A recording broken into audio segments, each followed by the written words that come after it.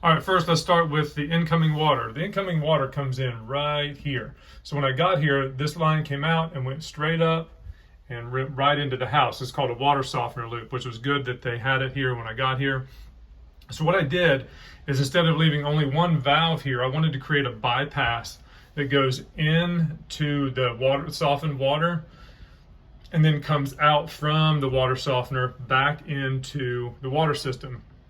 So in a sense, with these three valves, what they can do, since it's called a bypass, is if they wanted to just run city water and completely bypass the filter and the softener, you turn this valve off, turn this valve off, and then open this valve, and then it comes, just the water comes from the city and goes right back in.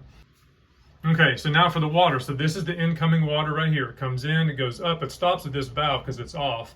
This valve is on, it comes up, goes up into the GE pre-filter, just right there. That's the in and the out. Now I usually do PEX A, but these fittings were kind of tight. The space was kind of tight, so I did the crimp style 1 inch. Comes down and goes into the inlet of the water softener, which is right here. Goes through the softener, comes out, goes back down,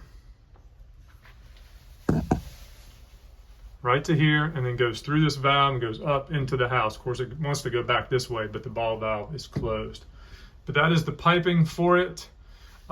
This water softener actually requires a drain, which you can see comes out of the back of the softener. And I conveniently had a mop sink on the other side of the wall.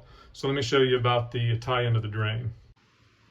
Okay, so here's the mop sink on the other side of the wall. So here's what I did. I came through the wall right here. I made myself a little air gap, which is the fitting. The water comes out, it drains down into the sink. But if you can see, the level of that pipe is above the flood level rim of the sink.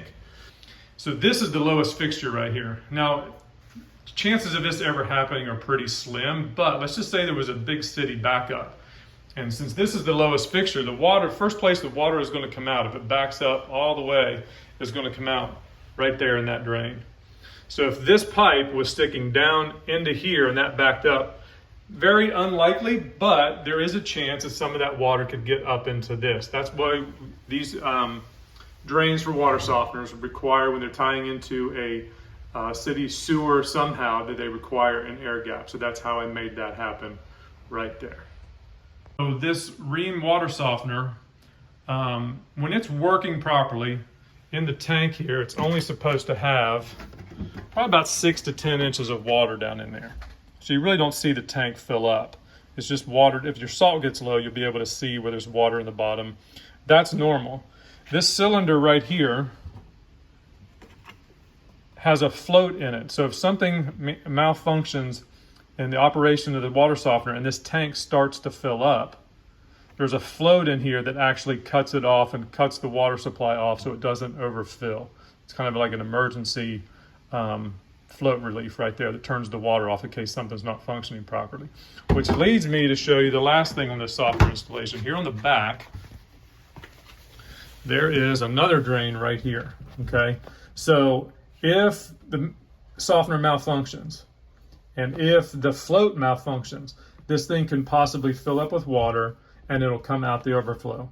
Okay, so I am on the ground floor in the garage where there's not going to be any damage, but if your installation is somewhere where if that thing were to drain and those other two things go wrong, which is unlikely, but it does happen, then you're going to need to figure out a way to get this drain to a place maybe outside of the house or tie into the same. A lot of times we'll tie it in the same place they tie into the drain line for the softener, which, like I showed you, is up here that went to the mop sink.